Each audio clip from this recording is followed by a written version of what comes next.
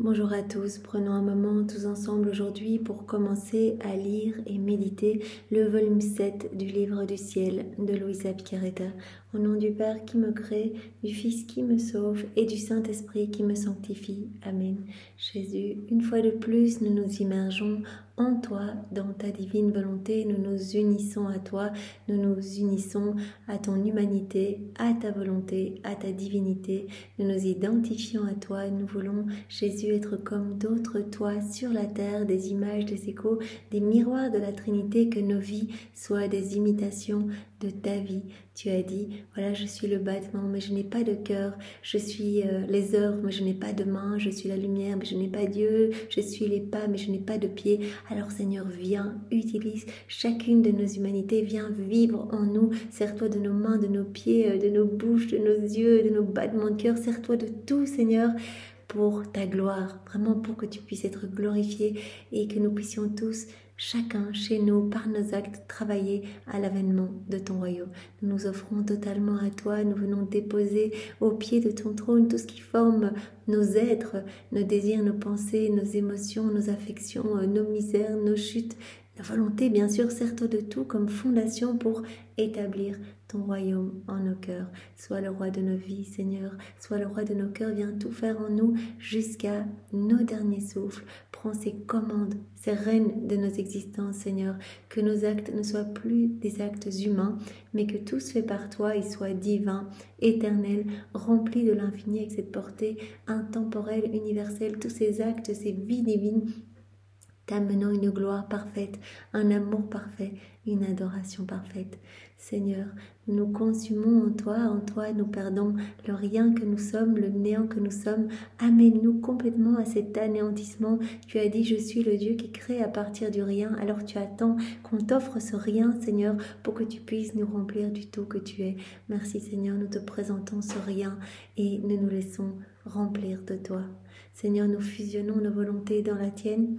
Voilà, nous te les donnons pour que tu t'en serves comme espace, comme champ d'action, pour continuer ton œuvre de création en nos cœurs. Viens créer en nous à chaque instant, ennoblis-nous, sanctifie-nous, purifie-nous, fais-nous grandir à ta ressemblance, Seigneur, fais-nous grandir dans cette sainteté divine que tu veux pour chacun de tes enfants. Seigneur, nous te serrons fort contre nos cœurs, nous nous abandonnons entre tes bras et nous voulons te dire d'une seule voix que tu es notre roi, que tu es notre bien, que tu es notre tout, notre amour, notre chéri, notre vie, notre respiration, que nous avons besoin de toi.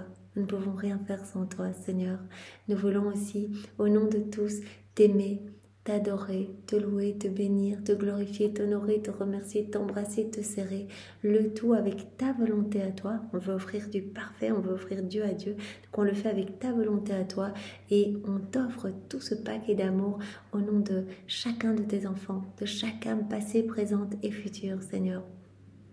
En réparation pour tous les péchés des hérétiques, des infidèles, des schismatiques, des sectaires, de tous ceux qui se débaptisent, de tous ceux qui n'ont pas au plus foi en ta miséricorde, de tous ceux qui s'écartent de ton cœur pour aller se perdre, de tous ceux qui portent déjà l'empreinte de la perdition, tous ceux qui saccagent tes églises, tous ceux qui commettent des actes sacrilèges, tous ceux qui prononcent des paroles blasphématoires, tous ceux qui font souffrir ta maman en ne la reconnaissant pas.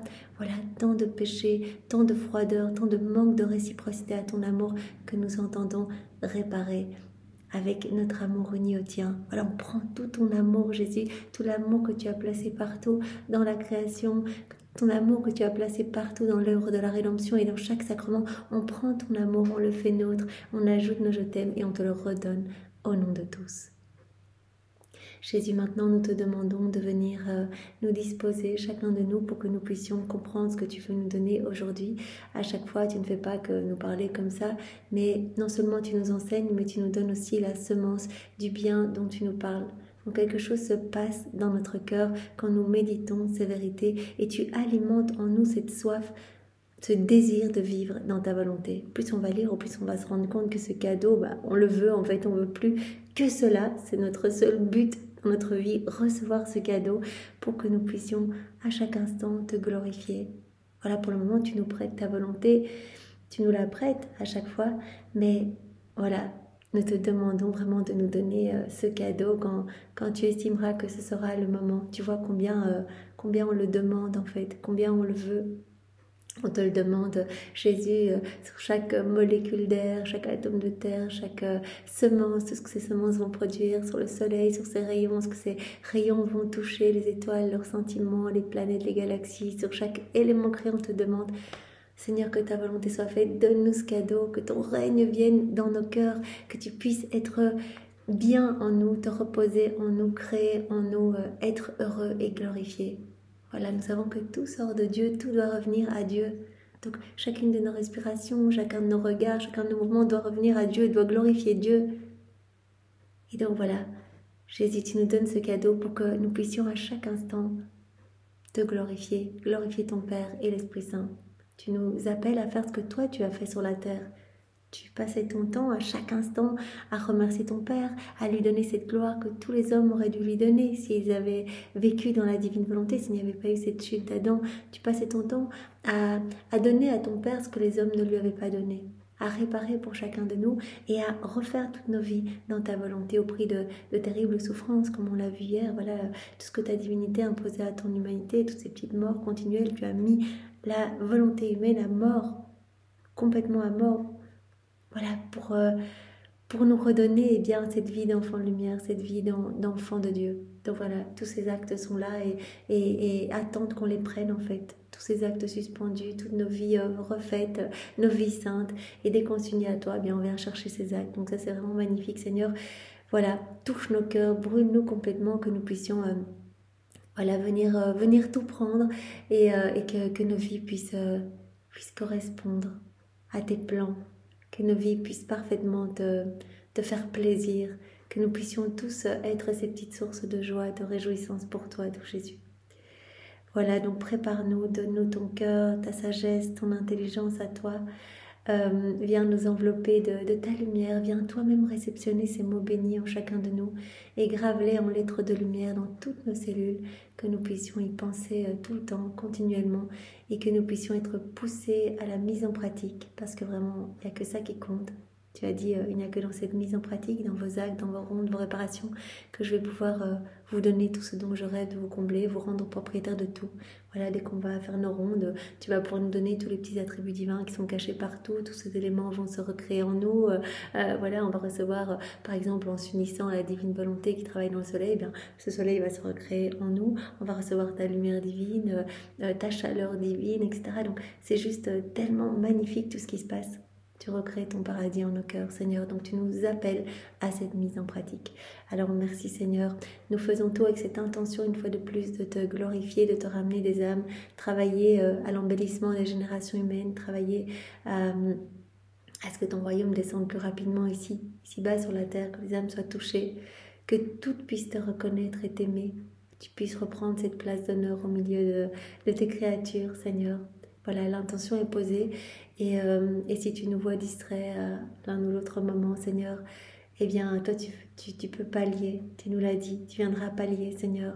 Voilà, que ce moment que nous allons prendre soit vraiment, pour chacun de nous, un moment divin, un moment totalement divin, toi à l'œuvre en nous. Voilà, et nous savons bien que cela ébranle le ciel et la terre quand nous unissons à toi, Jésus, que tous les saints, tous les anges viennent se déverser dans notre acte. La Vierge Marie, il y a tout, notre acte est complet, c'est une vie divine. Donc là, pour chacun de nous, c'est magnifique. Nous sommes tous remplis de cette lumière divine. Ça déborde de partout, de nous. Ça forme un soleil irradiant, magnifique, qui ne s'arrêtera jamais et qui amènera de la joie continuellement à tout le ciel, de la gloire continuellement à la Trinité, un rafraîchissement de la lumière pour tout le purgatoire, mais continuellement des grâces et bénédictions pour tous les cœurs. Donc c'est magnifique, Seigneur. Envoie sur chacun de nous ton Esprit Saint. Viens, Esprit Saint, viens, par la puissante intercession du cœur immaculé de Marie, ton épouse bien-aimée. Viens, esprit d'amour, esprit de feu, esprit de joie, esprit de force, esprit de sainteté, viens nous toucher, viens nous embraser, viens nous saisir maintenant, viens, par la puissante intercession du cœur immaculé de Marie, ton épouse bien-aimée. Viens, Esprit Saint, viens, par la puissante intercession du cœur immaculé de Marie, ton épouse bien-aimée. Maman Marie, bien sûr, nous restons sur tes genoux, nous faisons tout sous ton regard maternel.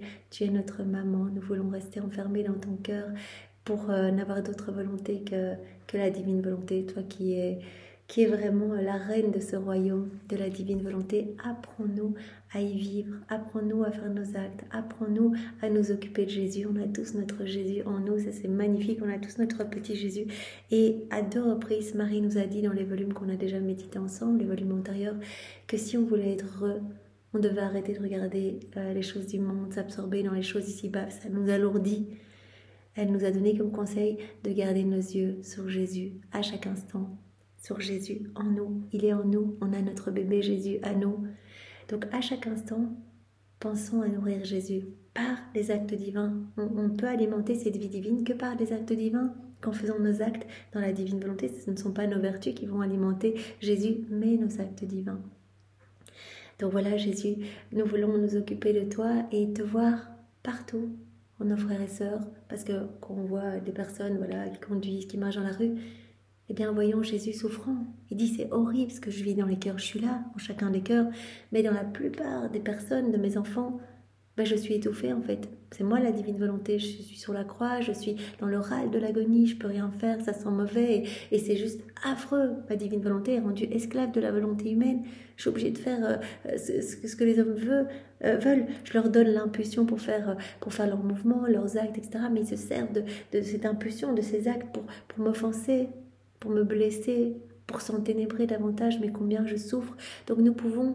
Ayons ce réflexe, en regardant les personnes autour de nous, de consoler Jésus dans tous ses cœurs, en disant « Pardon Seigneur, je te donne toute la gloire que tu aurais dû recevoir là dans ces cœurs, que tu ne reçois pas. Je te loue, je te bénis, je te recouvre de l'amour de Maman Marie, l'amour du Père. Je t'offre tous les rosaires, toutes les dévotions, toutes les prières, tout ce qui a pu être fait par tous les saints à travers les siècles. Pour toi, pour ta maman, pour la Trinité, je reprends tout, je fais tout mien, je t'aime et je te donne tout dans chaque cœur. Et je te dis dans chaque cœur, Seigneur, je me convertis, je t'accueille, je te laisse toute la place, je t'aime, je te demande pardon pour ces années où je ne t'ai pas laissé de place. Je veux correspondre à ce que tu attends de moi. Je veux répondre à tes plans d'amour, on peut le dire dans chaque cœur. Et bien sûr, en nous, occupons-nous de notre Jésus. Voilà, c'est important. Si on s'occupe de Jésus, tout le reste perdra de l'importance. On va plus regarder les choses du monde, c'est plus important. On va s'occuper de Jésus en nous. Et vraiment, on va connaître cette joie profonde. On n'est jamais seul, on est avec Jésus. Et on ne pense plus à nous, dans la divine volonté, on ne pense plus à demander des petites grâces, tout nous appartient, Jésus vraiment nous partage son héritage, on est ses enfants chéris, bien-aimés, il nous donne tout, œuvre de la création, de la rédemption, tous ses pas, toutes ses paroles, sa passion, tout, il nous donne tout, servez-vous, tout est pour vous. Donc on peut tout prendre et continuellement lui donner, le réconforter, réparer pour nos frères et sœurs. Donc c'est vraiment merveilleux et cela donne une joie immense. Et voyons aussi la divine volonté à l'œuvre partout dans la création. Et vraiment sentons-nous bombardés par ces je t'aime, toutes les manifestations de l'amour de Dieu pour chacun de nous. Donc c'est vraiment, on va connaître cette joie profonde en fait. Voilà, Marie nous l'a dit, c'est comme ça que vous allez être heureux de cette joie du ciel. Voilà, en restant unis tout le temps à mon fils, en le regardant tout le temps, vos yeux sur mon fils. Voilà, donc on va commencer donc avec le chapitre 1. Donc on recommence à faire sous forme de chapitre, ça aide en tout cas pour ma part à ancrer les vérités quand elles sont rassemblées par thématique, mais de toute façon toutes les vérités du livre, de ce livre 7 seront vues. Donc voilà, c'est juste une façon de procéder. Chapitre 1, laisse-toi transformer. Alors, comme point 1, Jésus dit, en fait, je suis immuable. C'est moi, l'immuabilité. Je suis immuable, moi, je ne change pas. Je suis le même hier, aujourd'hui et demain. Donc, sois toi aussi immuable. Je veux que tu sois comme moi. Je veux que tu grandisses à ma ressemblance. Je veux que tu sois constante à faire le bien. Et ça, Jésus va nous le dire tout au long des 36 volumes. Il y a une chose qui importe. Il dit, désirez vivre dans ma divine volonté, le tour est joué, mais vous devez quand même faire votre petite part, faire vos actes, mettre à mort votre volonté propre. C'est ça en fait, Jésus a refait toutes nos vies, nous on doit faire nos actes pour aller chercher toutes ces vies refaites, tous ces moments que Jésus a déjà fait, on doit faire nos actes pour aller les chercher. Chaque fois qu'on fait un acte, on met à mort notre volonté propre. Donc on meurt à nous-mêmes, on crucifie notre volonté humaine au profit de la divine volonté. Voilà, pour ressusciter avec Jésus à cette vie de lumière, à cette vie d'enfant de Dieu. Donc sois constante à faire le bien. Alors comme sous-point 1, la constance est l'épée devant laquelle tous les ordres fuient. La constance, faire nos actes. Eh bien, Jésus dit, la constance à faire le bien, ça va mettre de l'ordre dans ton âme. Voilà, comme Jésus nous l'a déjà dit, le fils du divin vouloir, de la divine volonté, c'est l'ordre. Et la fille de l'ordre, c'est la paix. Donc au plus tu vas être constante, au plus l'ordre va s'établir en toi. Et cette paix véritable va aussi s'installer, cette paix profonde, cette paix divine. Donc la constance est l'épée devant laquelle tout désordre fuit. À la date du 30 janvier 1906. Je pense que c'est la première page. J'étais dans mon état habituel. Mon Jésus béni vint et me dit « Ma fille, il est nécessaire pour l'âme de faire le bien avec constance et de se conformer au dessein de Dieu sur elle, se conformer à chaque instant au plan de Dieu pour elle, au dessein de Dieu pour elle. Oui, fiat, que ta volonté soit faite. Chaque acte, fiat, je te fais confiance, je m'abandonne entre tes mains. » C'est ça la constance. Si aujourd'hui on fait nos actes, demain on n'en fait plus, comment voulez-vous que cette vie divine puisse être alimentée? Comment est-ce qu'on peut nourrir Jésus pour qu'il grandisse en nous? Imaginons un petit bébé, si on avait un bébé ici dans nos bras, on devrait le nourrir tout le temps. On ne peut pas le laisser quelques jours sans manger. Eh bien, Jésus, c'est pareil.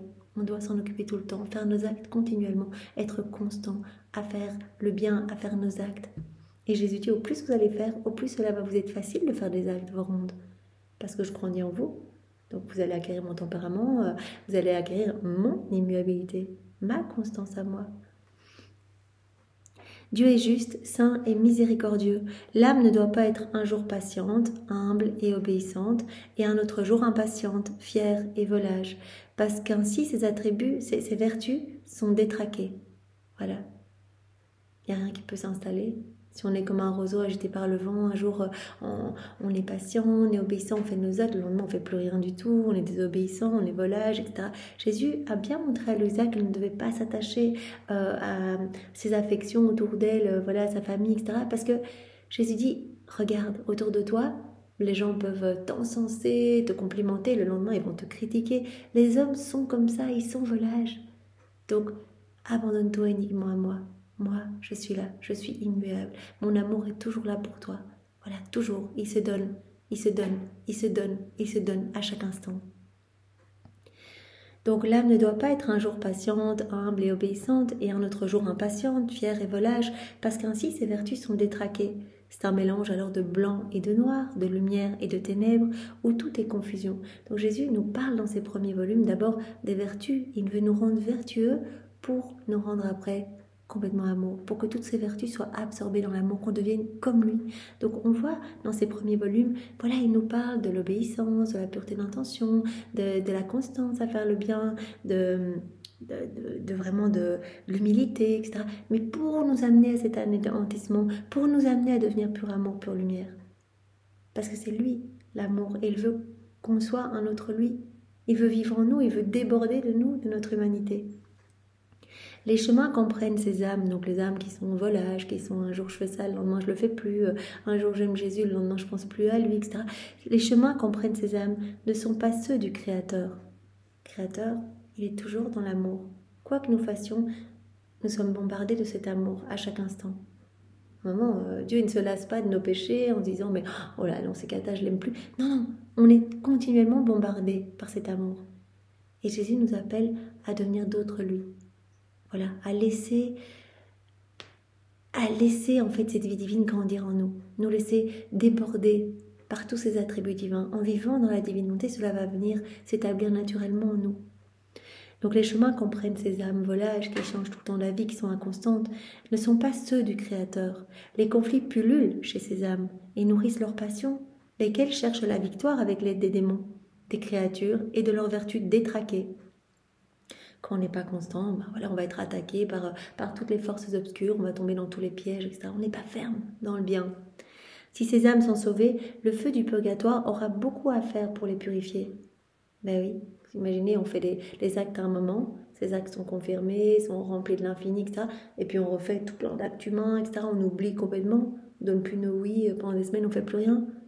Ben alors nos actes sont vides, les actes qu'on va faire ils sont vides. Tous nos actes doivent revenir à Dieu. Tout ce qui est sorti de Dieu, tous nos actes, on a un nombre d'actes par personne.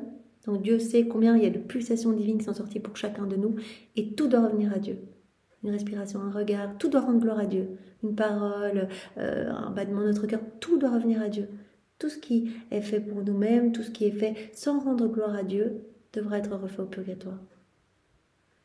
Donc les âmes qui sont tout à Dieu un jour et puis le lendemain qui l'oublient complètement, qui ne le glorifient plus, auront beaucoup à refaire au purgatoire si ces âmes sont sauvées. De son côté, l'âme qui est constante est habitée par la paix, puisque la constance est l'épée devant laquelle tout désordre fuit.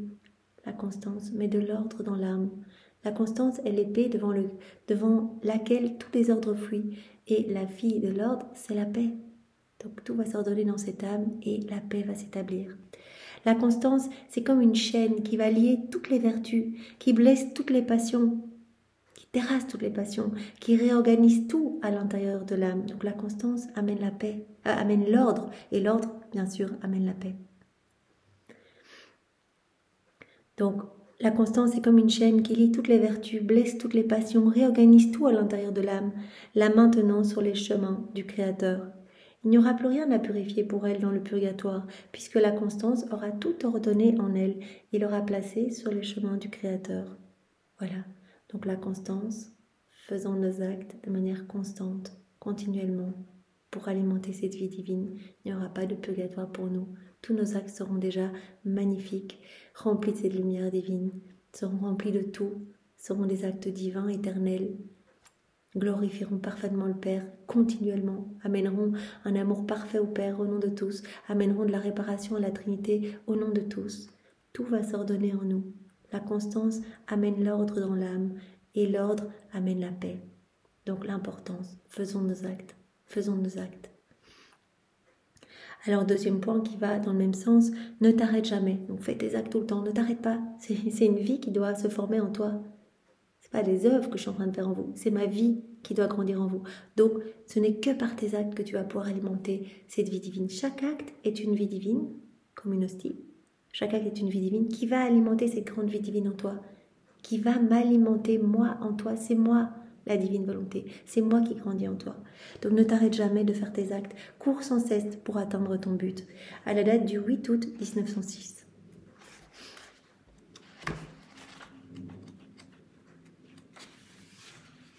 Ce matin, je me sentais fatiguée et attristée par la privation de mon Jésus béni. Il vint brièvement et me dit, ma fille, pour celui qui veut atteindre la fin, il est nécessaire de toujours courir et de ne jamais s'arrêter. T'arrête pas, fais tes actes. Tu veux quoi? Tu veux être sainte divinement? Tu veux me glorifier par ta vie? Tu veux devenir pur amour, pure lumière? Posséder ma divine volonté comme vie? Mais t'arrête pas, fais tes actes. Courir rend le trajet plus facile. Voilà, si on prend dans l'ordre naturel des choses, quand on court, ça rend le trajet plus facile. Plus on court, plus on s'approche rapidement du but, de l'objectif poursuivi. De plus, aidé par la grâce, on ne sent pas la lassitude de la route. Personne qui court va se rapprocher de la ligne d'arrivée plus rapidement. Elle sentira moins la fatigue. Quand on s'arrête, on ressent toute la lourdeur dans nos membres, etc. Eh bien, c'est la même chose. Jésus dit, cours, fais tes actes. Tu ne ressentiras pas la fatigue, tu te rapprocheras du but que tu veux, devenir pur amour, pure lumière, devenir un autre moi sur la terre. Et tu seras inondé de grâce. Le ciel s'ouvre au-dessus de la tête des âmes qui vivent dans la divine volonté. Elles sont continuellement sous une pluie de bénédictions. C'est tout l'opposé pour celui qui ne court pas. En ralentissant sa marche, il sent la fatigue, il perd sa force pour continuer. Et en tardant, il perd de vue la fin de son voyage. Si on s'arrête, on ne voit plus très bien où est-ce qu'on voulait aller, qu'est-ce qu'on voulait, etc. On va se fatiguer, on va perdre sa force, son courage. Voilà, on va se sentir... on va abandonner le plan.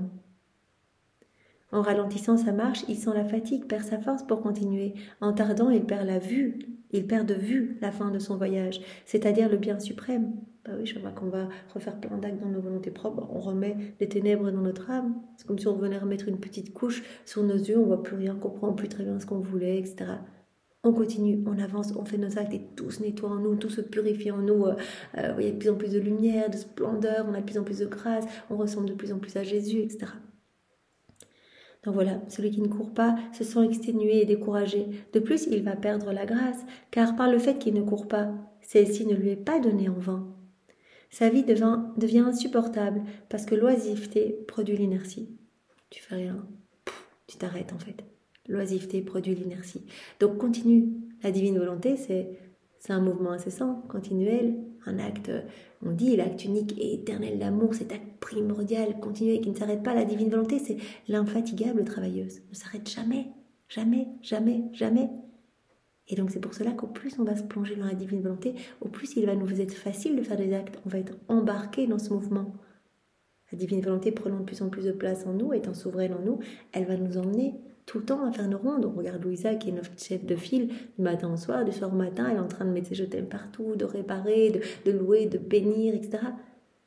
Comme Jésus, elle fait que ça, tout le temps, tout le temps, tout le temps, tout le temps, pour chacun de nous.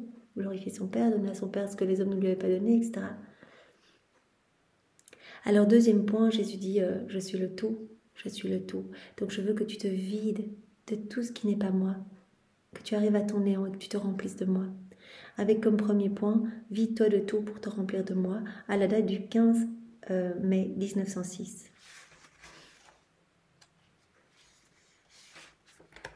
Étant dans mon état habituel, je ressentais une affliction extrême à cause de la privation de mon Jésus béni. J'étais fatiguée et je me sentais très faible. Se laissant faiblement voir en moi, Jésus me dit « Mon enfant, l'âme doit se contraindre continuellement, parce qu'elle est comme une éponge. L'âme, elle est comme une éponge. Donc il faut qu'on fasse cet effort de... Comme une éponge, comme on la presse. Imaginez cette éponge qu'on a pressée, on la met dans un liquide qui sent bon, etc. Hop, on lâche l'éponge, elle se gorge de tout ce liquide parfumé, propre, etc. Eh bien nous aussi, on doit se contraindre, on doit se vider de tout pour se remplir de la lumière de Dieu, de sa splendeur, de tous ses attributs divins. Mais il faut qu'on se vide de tout. Si on est rempli de nous-mêmes, imaginons une éponge toute remplie d'eau noire, elle ne se remplira plus d'autre chose, elle est déjà gorgée. L'âme doit se contraindre continuellement, se vider pour se remplir de moi. Parce qu'elle est comme une éponge. Si elle se vide d'elle-même, elle devient remplie de Dieu et elle va sentir sa vie en elle. Elle sent de l'amour pour les vertus et les tendances saintes. Elle se sent vaincue et transformée par Dieu. Si elle ne se contraint pas, si elle ne se vide pas de tout ce qui résulte de sa volonté propre, elle reste remplie d'elle-même et ainsi elle ressent toutes les influences de sa nature corrompue, le poids de sa nature humaine. Tous les vices suivent, l'orgueil, l'envie, la désobéissance, l'impureté, etc. Donc voilà, l'âme est comme une éponge. L'âme doit se contraindre, elle doit se vider de tout pour se remplir de Dieu, se remplir de sa lumière, se remplir des splendeurs du ciel, se remplir de ses attributs divins. Tout, Jésus veut tout nous donner, mais il veut qu'on soit vide. Il ne peut pas nous remplir de lui si on est rempli de nous-mêmes. Alors deuxième point qui va dans le même sens, ne t'attache qu'à moi. À la date du 10 janvier 1907.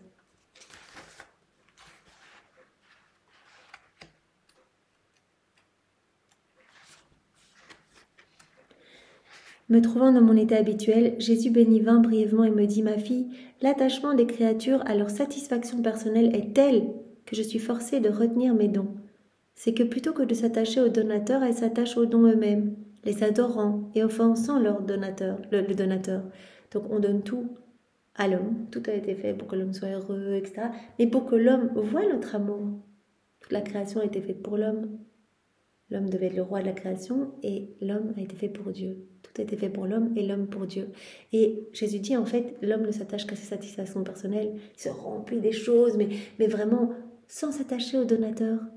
Donc il va avoir sa satisfaction en disant « Ah, je vais profiter du soleil, etc. » Mais Jésus a dit « Mais en fait, l'homme qui n'est pas connecté à moi, il me vole, c'est un usurpateur, puisque tout a été fait pour l'homme vivant dans la divine volonté. » Éventuellement pour l'homme qui est attaché à moi, qui n'est pas dans la divinité mais qui est attaché à moi, alors je lui prête la création. Et pour les autres, ce sont des usurpateurs, des voleurs. Donc l'homme va s'attacher aux choses sans voir l'activité divine qu'il y a derrière, sans remercier, sans louer le donateur, etc. Donc il va se remplir de tout, de tous les dons, tout ce qui a été fait pour lui, mais sans comprendre qu'en fait tout lui a été donné pour qu'il se réjouisse de cet amour de Dieu, qu'il n'oublie jamais cet amour de Dieu.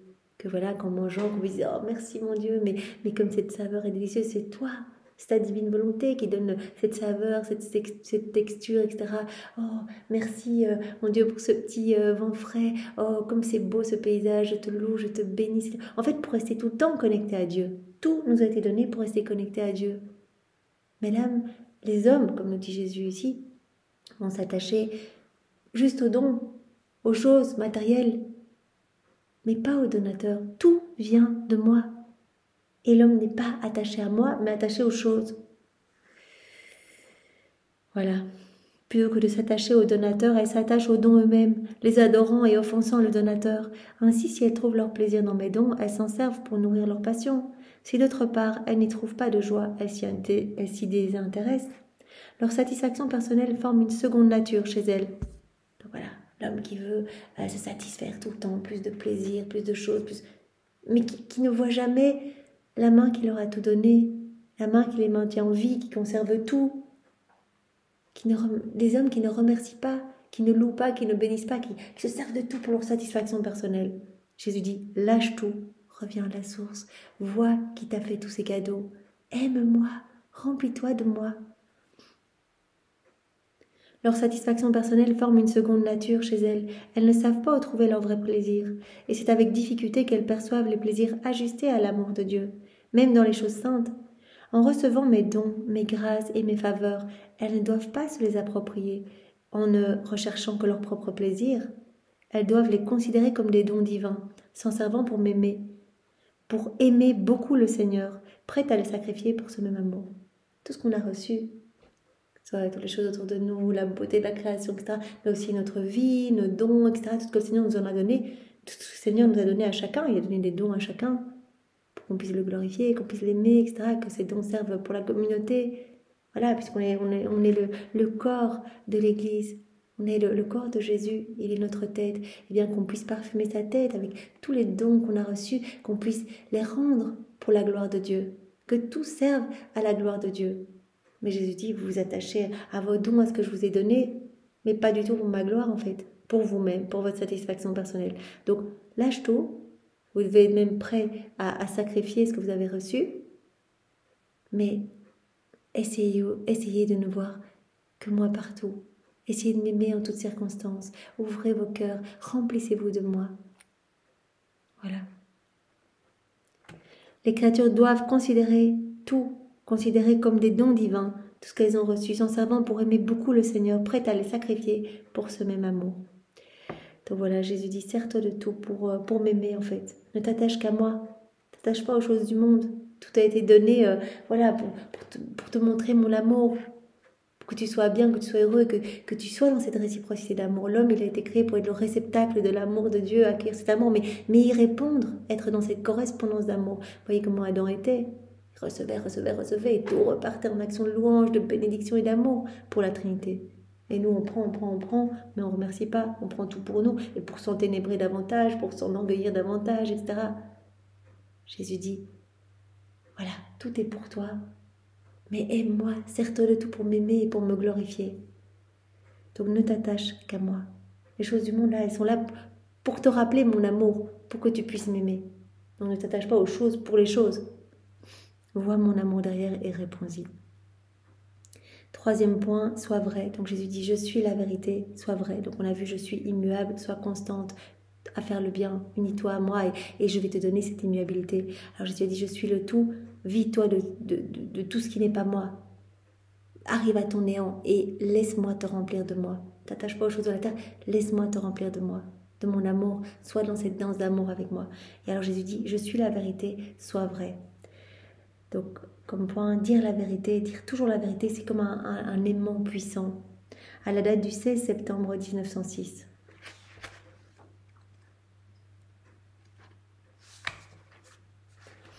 Le confesseur m'avait dit que le supérieur voulait que personne ne vienne me visiter, afin que je ne sois pas distraite. Donc il y a eu cette injonction, personne ne doit venir voir Louisa, donc les petits habitants de Corato, etc. Personne ne doit voir Louisa, pour pas qu'elle soit distraite. Je lui ai dit que cette consigne m'avait été donnée plusieurs fois auparavant. Elle était respectée pour un temps, mais rapidement oubliée. Donc hop, il y a plein de personnes qui viennent. Si on veut me donner la consigne de ne pas parler, chacun devra être forcé de rester éloigné de moi. Ayant reçu la Sainte Communion, j'ai dit au Seigneur, « S'il te plaît, j'aimerais savoir comment ces choses doivent fonctionner. Tu connais l'état de violence dans lequel je me trouve quand je suis avec les gens. Mais elle n'aime pas du tout être entourée. Elle est bien qu'avec Jésus. » Voilà, c'est notre chef de file. On doit se rendre compte de... Voilà, Louisa, elle ne vit que pour Jésus. Jésus, c'est son bien, c'est son tout. Elle s'occupe de Jésus toute la journée, etc. Elle n'a pas besoin du monde, elle n'a pas besoin des hommes, elle n'a pas besoin des visites, etc. Elle n'est bien qu'avec Jésus. Tu connais l'état de violence dans lequel je me trouve quand je suis avec les gens. Je suis pas en paix. Je ne suis en paix qu'avec toi seul, c'est ça qu'elle dit. D'ailleurs, je ne comprends pas pourquoi les gens veulent être avec moi, vu que je ne suis qu'une simple paysanne et que je ne fais rien pour les attirer. Dis pourquoi tout le monde veut venir me voir. Moi, je suis qu'une paysanne et je ne fais pas du tout des demandes pour avoir des visites, etc. Plutôt, je désire ardemment être laissée toujours seule. Je veux rester seule avec toi. Toujours, je ne suis bien qu'avec toi.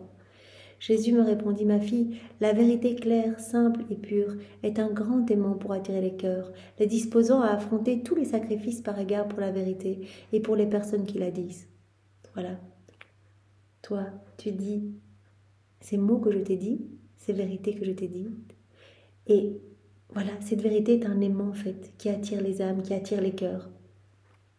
La vérité claire, simple et pure est un grand aimant pour attirer les cœurs. La vérité rendit tous les martyrs capables de verser leur sang. La vérité a donné aux saints la force de maintenir une vie pure et chaste au milieu de tant de batailles. La vérité est un aimant. La vérité claire, simple, pure est un aimant qui attire les cœurs. La vérité a donné la force aux martyrs, aux saints. Pour les uns, elle vient de donner leur sang par amour, pour les autres, de vivre une vie voilà, dépouillée de tout, une vie chaste au milieu de tant de batailles, etc. C'est la vérité pure, simple et désintéressée qui fait que les gens veulent venir à moi. Les gens viennent à moi parce qu'ils sont aimantés, ils sont attirés par la vérité. Ah, ma fille, comme il est difficile de trouver quelqu'un qui sait manifester la vérité toute nue, même parmi le clergé, les religieux et les âmes dévotes. La vérité simple, pure et claire. Jésus dit, mais comme c'est difficile de trouver des âmes qui vont donner cette vérité simple, pure, sans rajouter leur sauce. Dans leurs discours et leurs travaux, il y a toujours quelque chose d'humain et d'intéressé, voilant la vérité.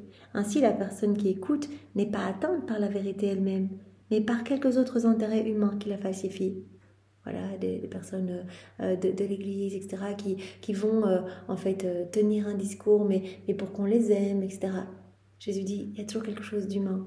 Comme il est difficile de trouver des âmes qui donnent mes vérités, qui proclament la vérité pure, simple, toute nue, claire. S'il y a quelque chose d'humain, la personne qui va écouter ne sera pas atteinte par la vérité elle-même, mais par quelques autres intérêts humains qui vont comme falsifier la vérité. En conséquence, l'auditeur ne reçoit pas les grâces attachées à la vérité. La vérité, il y a les grâces, on les reçoit ces grâces, si la vérité est donnée toute pure, toute simple, claire, vérité toute nue. C'est la raison pour laquelle tant de confessions sont gaspillées, profanées et sans fruit. Je ne refuse pas de donner la lumière de la vérité aux gens, mais ils ne la reçoivent pas. On croit que si on dit la vérité nue, on perdra son prestige, on ne sera plus aimé, on n'aura plus les satisfactions humaines qu'on recherche et on croit que nos intérêts seront compromis, comme on est dans l'erreur. Il dit, mais que de confessions sont gaspillées, personnes qui viennent se confesser, qui disent pas qui ne disent pas même la vérité, ou des prêtres qui vont ne pas dire toute la vérité, etc. Jésus dit, mais en fait, alors il n'y a pas les grâces attachées à la vérité. Moi, je veux donner les lumières, les grâces, mais si vous falsifiez la vérité, comme on est dans l'erreur, on recherche ses intérêts, voilà. On croit que si on dit la vérité nue, on perdra son prestige, on ne sera plus aimé, on n'aura plus les satisfactions humaines qu'on recherche et que ses intérêts seront compromis. Oh, comme on est dans l'erreur. Quiconque laisse tout par amour pour la vérité aura une surabondance de tout et recevra plus que les autres. Voilà, osons proclamer la vérité. Voilà, n'importe où, on est à un dîner, voilà, on nous pose des questions. La vérité, qu'est-ce que Jésus fait dans mon cœur, qu'est-ce qu'il fait dans ma vie? La vérité. Sa parole, les vérités du livre du ciel, ce sont des aimants. Ce sont des aimants qui vont attirer les cœurs. Quiconque laisse tout par amour pour la vérité aura une surabondance de tout et recevra plus que les autres.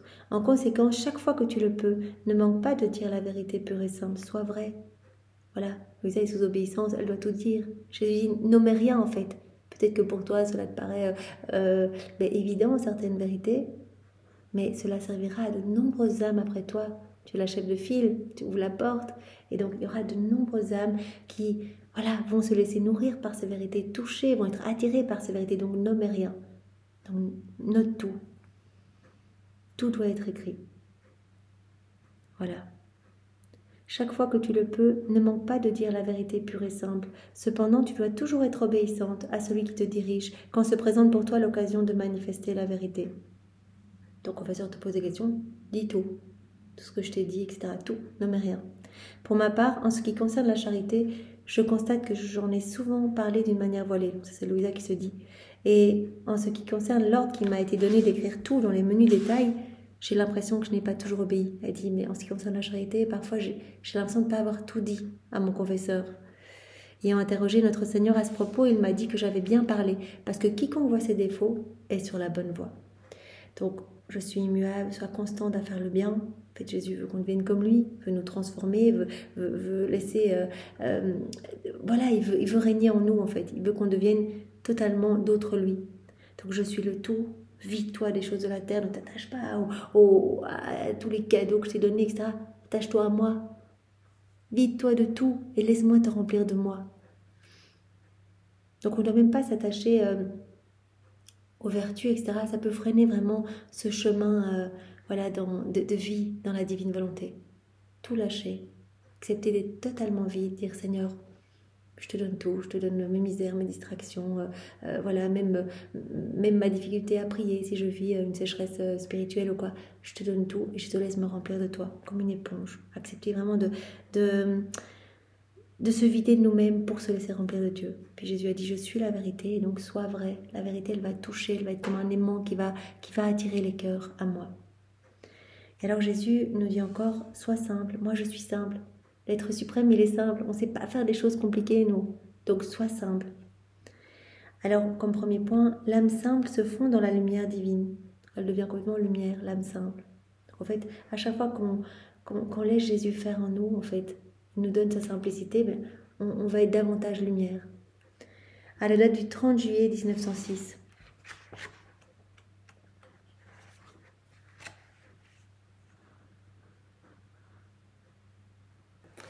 J'étais dans mon état habituel, mon Jésus béni vint, m'embrassa et me dit, ma fille, la simplicité est à la vertu ce que les épices sont à la nourriture. La simplicité est à la vertu ce que les épices sont à la nourriture.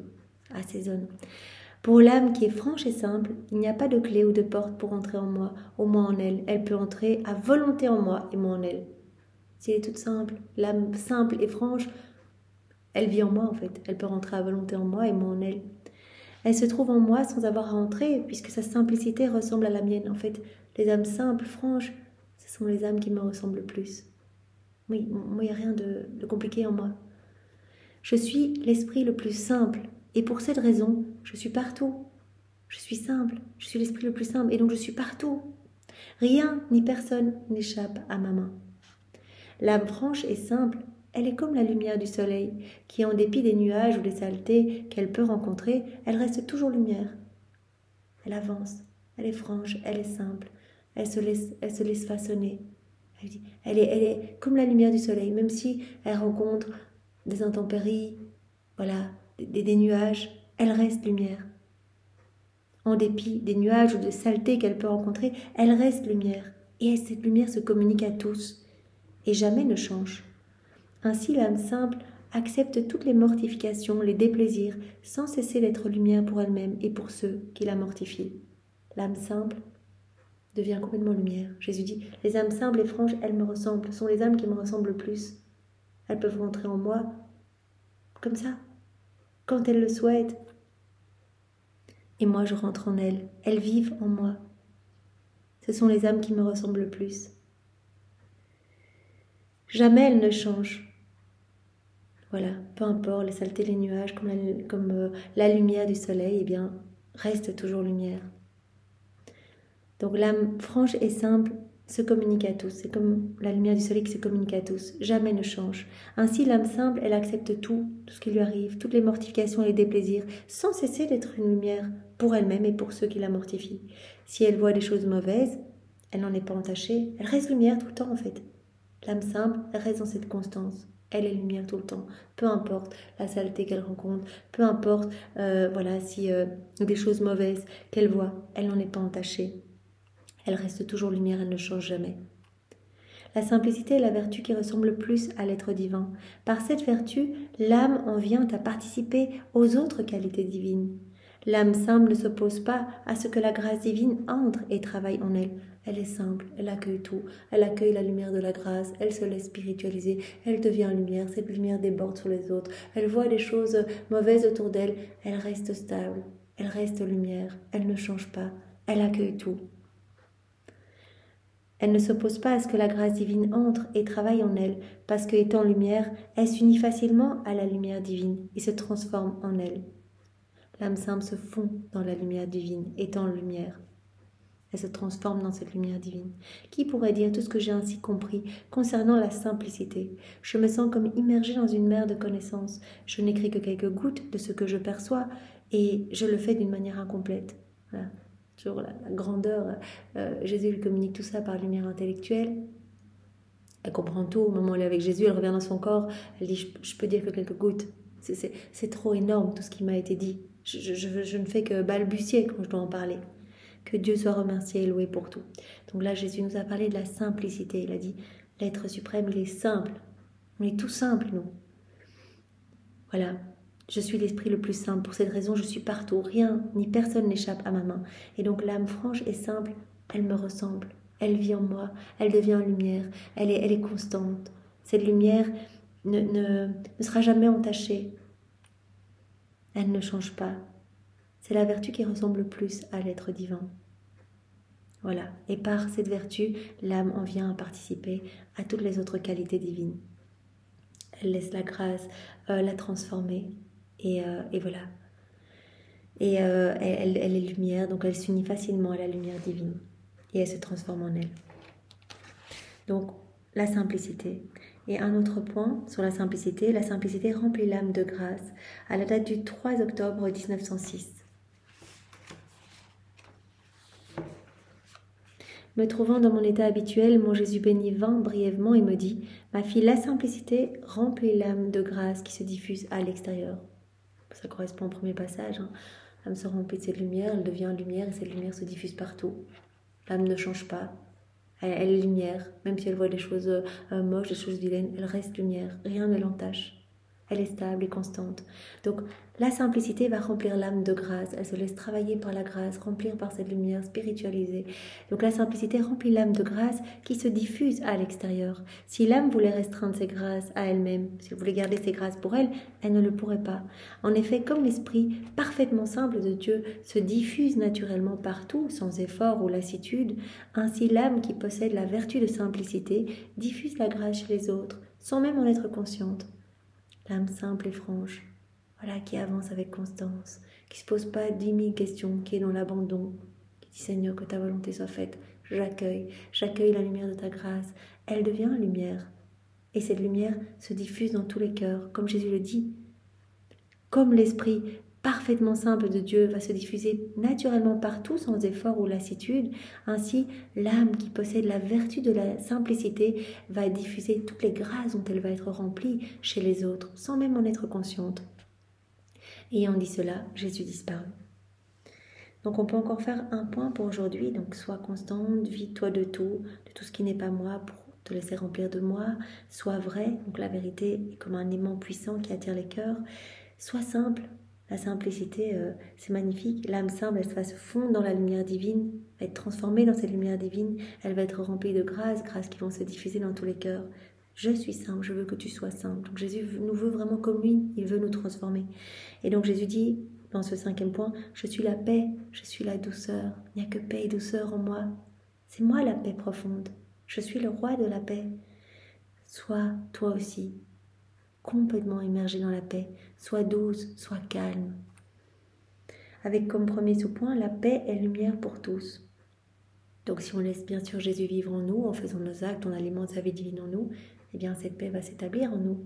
On va devenir de plus en plus simple, on va être constant à faire nos actes de plus en plus facilement, on va être rempli de plus en plus des choses du ciel, de la lumière de Jésus et de moins en moins des choses du monde. Ça ne va plus nous intéresser. Et quand notre palais goûte au mets du ciel, on vit déjà la vie des saints, des bienheureux. On ne va plus se satisfaire des choses de la terre. Donc, vous voyez tout ce que Jésus nous demande ici. Ça va venir naturellement si on vit dans la divine volonté.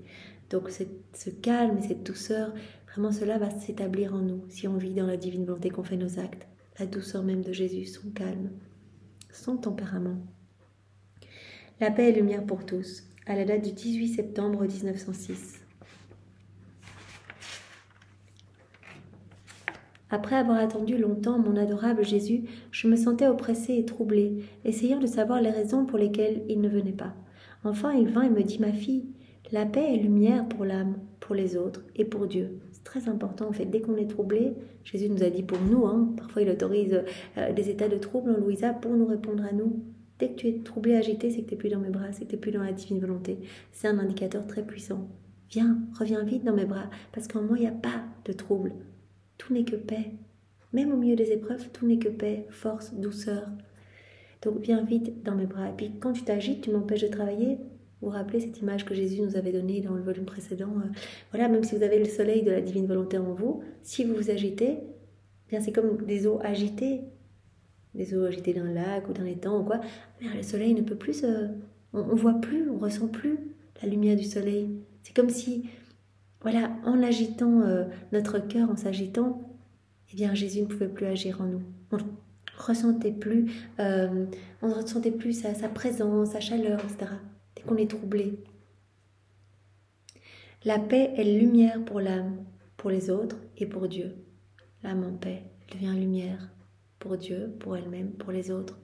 Si l'âme est en paix, elle est lumière. Étant lumière, elle est unie à la lumière éternelle. Exactement comme pour la simplicité. L'âme va être remplie de lumière, l'âme simple et franche remplie de lumière. Donc elle va pouvoir se fondre dans la lumière, se transformer en lumière.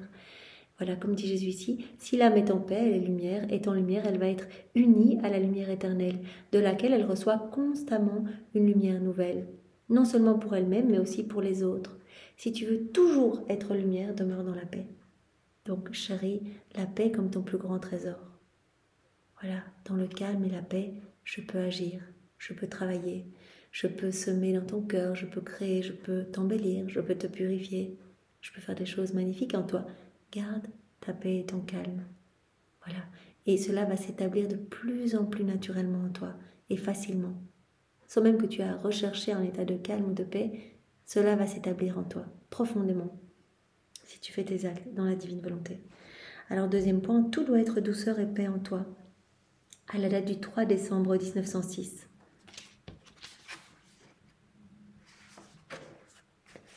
Ayant été privée de mon Jésus béni, j'étais anxieuse et je vivais une grande amertume. Ô Dieu, quelle douleur! Les autres douleurs comparées à celle-là ne sont que des ombres et même des soulagements. Seulement l'angoisse de ta privation peut porter le nom de douleur. Pendant que je me disais cela, Jésus me dit dans mon intérieur. Donc elle est vraiment dans cette agonie quand elle ne voit pas Jésus. Jésus autorise cela en elle. Il dit, ce que tu vis là, c'est une souffrance, un martyre d'ordre divin. Je te partage ce que moi je ressens. Et toi, en unissant ces peines-là d'être privé de moi, c'est la plus grande souffrance de Louisa, en unissant ces peines que tu ressens à mes peines à moi, à mes souffrances à moi, rédemptrice, tes souffrances vont permettre à des âmes qui s'arrachent de mon cœur de revenir dans mes bras, de retrouver le chemin de la maison du Père.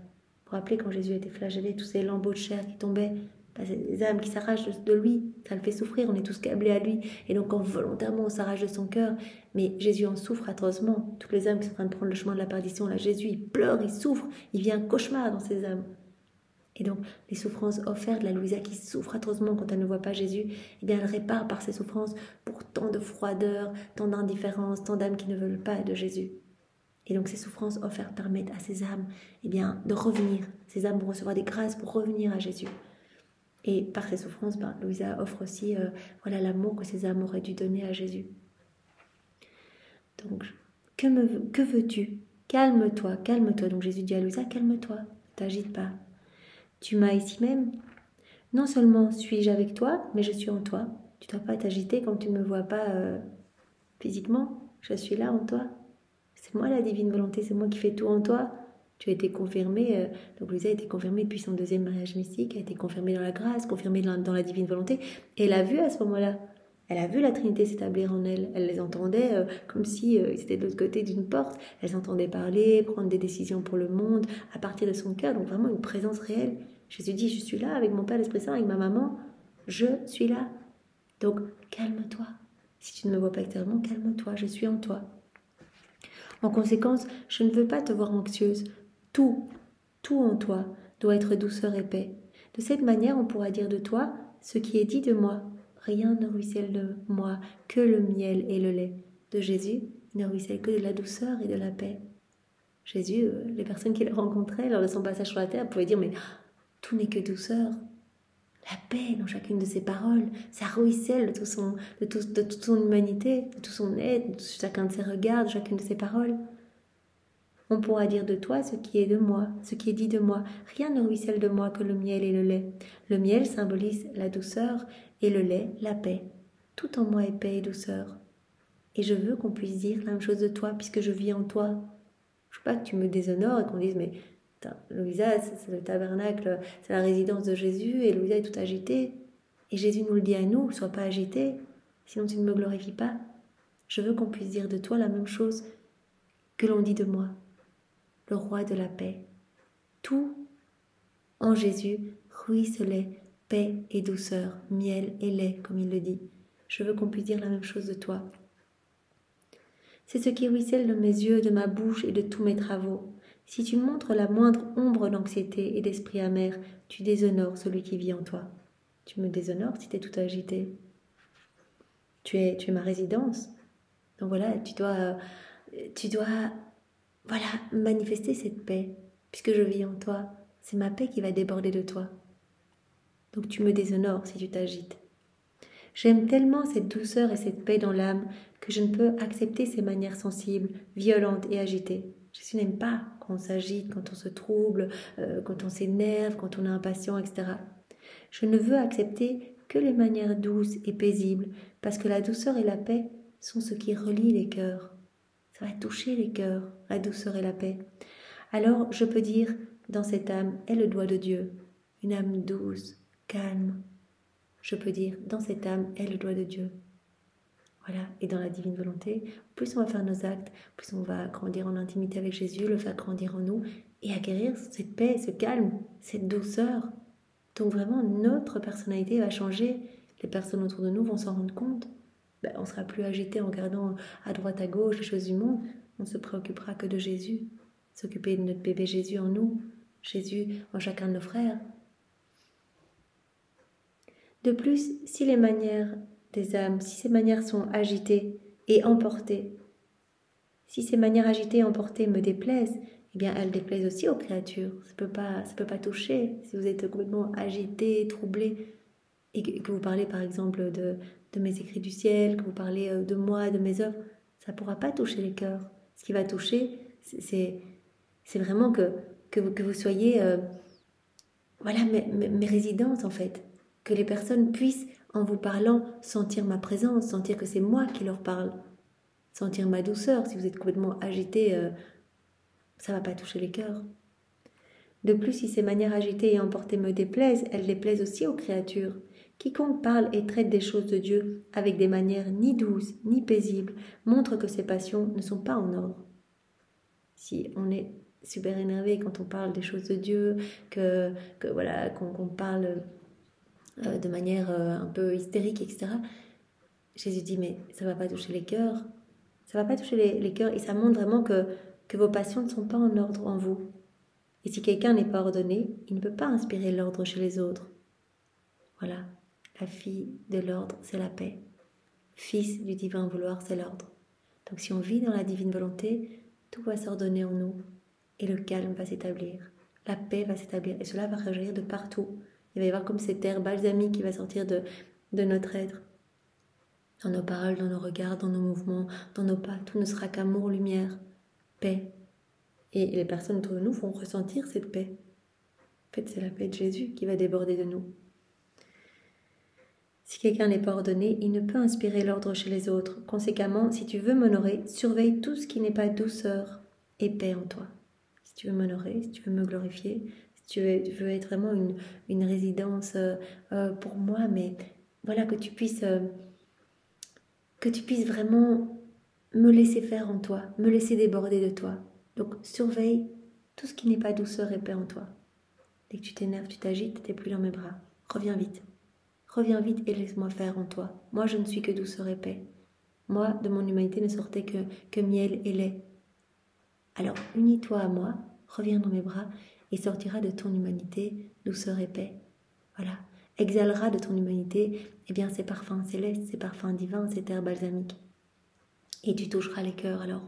Les gens seront interpellés en disant mais qu'est-ce qui se passe? On ressent vraiment cette paix divine en cette personne. Tu attireras des âmes à moi. Et le dernier point pour aujourd'hui est de ce point 5. Donc, je suis la paix et la douceur, toi aussi, sois calme et douce. Donc, dernier point, sois calme, tu m'as dans l'intimité de ton intérieur, que veux-tu de plus? Donc là, une fois de plus, Jésus dit à Louisa, reste calme, je suis là, je suis en toi. À la date du 13 juin 1906.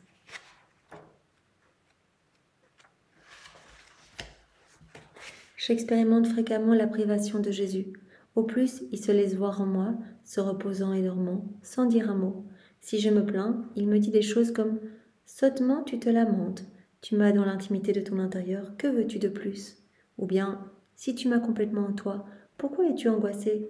Peut-être que je ne te parle pas, mais à seulement se regarder l'un l'autre, il y a une compréhension mutuelle. T'agite pas, calme-toi, regarde, je suis en toi. Peut-être que là, je ne te parle pas, mais tu peux me regarder, il y a cette compréhension mutuelle. Regarde, je me repose en toi. Repose-toi en moi. Je veux qu'il y ait ce repos mutuel. Ne t'agite pas, on est bien, on est ensemble, on s'aime. Ou encore, s'il ne vient pas me donner un baiser, une étreinte, une caresse, et qu'il voit que je ne suis pas en paix, il me réprimande sévèrement en me disant « Ton déplaisir me déplaît. J'aime pas quand tu t'agites. Je trouve plus de repos, je peux plus travailler. » Parce que Jésus, il se repose quand il peut travailler en nous, quand il est libre, quand on le laisse faire, on est dans cette confiance totale, on est dans le calme, on le laisse travailler. Il travaille et il se repose dans ce qu'il a créé en nous. Mais si on est tout agité, en fait, il dit, je peux plus rien faire, je dois me croiser les bras, et donc je peux pas me reposer dans les beautés que je crée en vous. Ça me déplaît. S'il ne vient pas me donner un baiser, une étreinte, une caresse, et qu'il voit que je ne suis pas en paix, il me réprimande. Il me réprimande sévèrement en me disant « Ton déplaisir me déplaît. Si tu ne te calmes pas, je te rendrai vraiment bouleversée. Je me cacherai complètement, de manière à ce que tu ne me vois plus du tout. Calme-toi, sinon je ne me montre plus. » Qui pourra exprimer l'amertume de mon âme à la suite de ces paroles? Il vaut mieux pour moi rester calme et continuer à vivre cet état de privation de Jésus. Donc voilà, Jésus nous a juste dit par ce passage, ça me déplaît quand tu t'agites, que je peux rien faire, je peux pas me reposer, etc. Et Jésus le dit à chacun de nous. On est tous super agités par moments, on n'en est qu'au début dans la divine volonté, donc on se laisse parfois submerger par des émotions, des événements. Jésus dit non, calme-toi. Honore-moi, glorifie-moi en restant calme. Parce que quand tu restes calme, je peux travailler en toi, alors je peux gérer la situation. Unis-toi à moi, abandonne-toi entre mes bras. Fais-moi confiance, laisse-moi tout gérer. Occupe-toi de moi, je m'occuperai de toi. Occupe-toi de ma vie, de faire grandir ma vie en toi, je m'occuperai de ta vie. Avec tout ce qu'il y a autour de toi. Mais occupe-toi toujours de moi. Et si tu as les yeux fixés sur moi, pourquoi t'énerver? Pourquoi t'affliger à droite à gauche de ce qu'on t'a dit? Console-moi, abreuve-moi, nourris-moi, viens penser mes plaies, sois une maman pour moi. Voilà, Seigneur, c'est ce que nous voulons être. Marie, aide-nous, partage-nous ton héritage. Voilà, partage-nous cette maternité, que nous puissions nous occuper de Jésus. Comme toi tu l'as fait, apprends-nous à le faire, maman. Nous nous remettons vraiment entre tes bras. Et nous voulons, Jésus, à chaque instant, rester calme, avancer, continuer à faire nos actes, nous vider de tout. Cela va se faire progressivement. Ne garder nos yeux que sur toi, continuer notre envol à chaque instant pour nous greffer dans le soleil de la divine volonté et laisser ces rayons se déployer de notre humanité.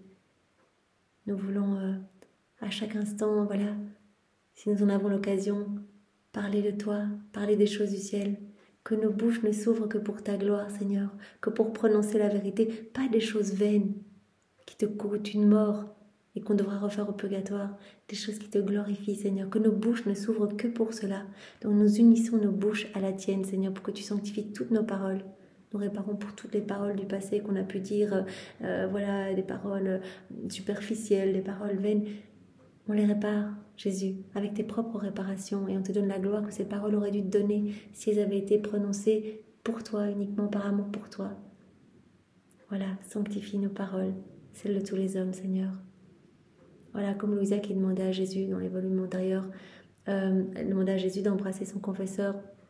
Tout ça, ça se passe au niveau spirituel, évidemment, pour que le confesseur puisse annoncer, que le confesseur puisse voilà, être libéré. Peut-être qu'il y avait un problème de péché, de dire des gros mots, les péchés de la langue, etc. Que le confesseur puisse être libéré. Jésus l'avait embrassé, eh bien, nous pouvons nous aussi voilà, embrasser Jésus et amener tous les hommes de tous les temps pour que Jésus purifie notre manière de parler. Là, il nous a parlé de l'importance d'être vrai, que nos bouches ne s'ouvrent que pour proclamer la vérité. Ça va attirer les cœurs alors. Cette vérité simple, claire, pure. Voilà. Donc Seigneur, donne-nous vraiment cette simplicité, ta simplicité, et garde-nous dans ta douceur. Fais rayonner ta douceur de chacune de nos humanités. Sois béni Seigneur. Pour te remercier de ce moment, pour te remercier pour nos vies, pour te remercier pour la création, pour te remercier pour tout. Nous t'offrons les remerciements même de Maman Marie, les tiens. Nous t'offrons tous les actes d'amour de tous les saints de tous les temps que nous faisons nôtres, auxquels nous ajoutons le je t'aime et que nous te redonnons maintenant. Tous les actes accomplis dans la divine volonté par Adam, dans son état d'innocence, par Maman Marie, totalité de ses actes, par Louisa, les âmes à la suite de Louisa. Voilà, on reprend tous ces actes comme si c'était les nôtres et on te les offre au nom de tous les hommes. Tu as dit chacun de ces actes m'amène une joie immense, parfaite, un amour parfait, et on te réoffre tous ces actes. Voilà, on inonde à nouveau de lumière tout le ciel. Et on t'offre tous tes attributs divins cachés partout dans la création. Voilà, on les fait nôtres pour te les redonner à chaque instant. Et à chaque instant, on veut te redonner ton amour. L'amour trinitaire, l'amour de ton Père, l'amour de l'Esprit Saint. À nouveau, on le fait nôtre. On peut tout faire nôtre, tout nous appartient. On ajoute notre petit je t'aime, notre petite participation. Et on te le redonne continuellement. Jésus, on le redonne à Marie continuellement. Et on inonde le monde avec cet amour. On répand sur tout le purgatoire, sur voilà, chaque lit de mourants, d'agonisants. Voilà, que les cœurs puissent s'ouvrir, se laisser travailler par cet amour. Sois béni, Seigneur, et nous sommes tout à toi. Au nom du Père, et du Fils, et du Saint-Esprit. Amen. Belle journée à tous. Au revoir.